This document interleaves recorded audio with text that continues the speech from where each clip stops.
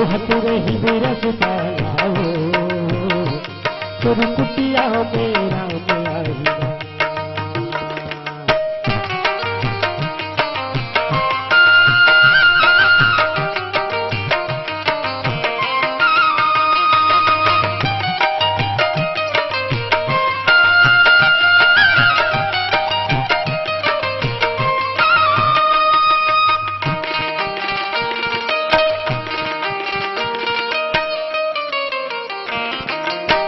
दशरथ लालय कौशल्या के दुलारे 16 सरी रहावे महिमाए अपारे।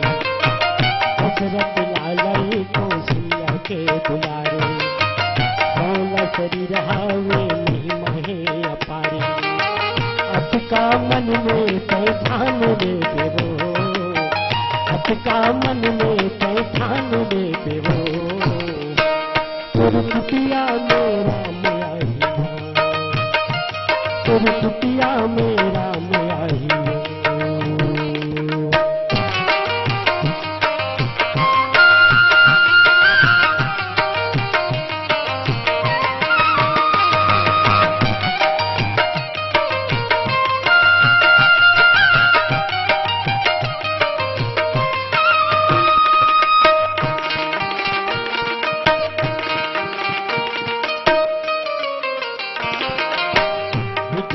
बोला तेरा खिरे बेचोर के मान कुन चुरी की माते मयाची भोर के। मिठ मिठ बोला तेरा खिरे बेचोर के मान कुन चुरी की औते मयाची भोर के। मन भर रस्ता निहार दे देवो, मन भर रस्ता निहार दे देवो तुर कुटिया मेरा तुर कुटिया मेरा मयाहिया।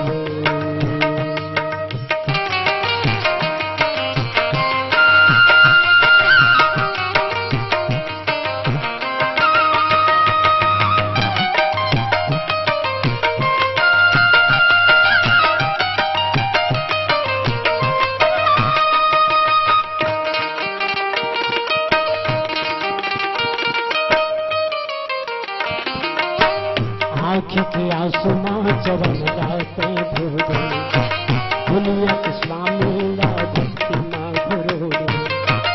आँख के आसमां चवन लाते भोरे दुनिया के स्वामी ला भक्ति माँ घरोरे।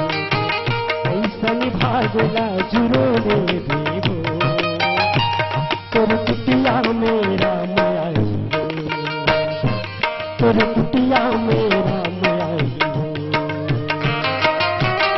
सबरे भाई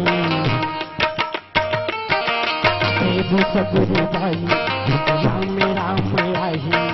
देव सबरे भाई राम राम आई। जोहत रही बरस तालाओ तुर कुटिया मेरा मयाहिया। जोहत रही बरस तालाओ तुर कुटिया मेरा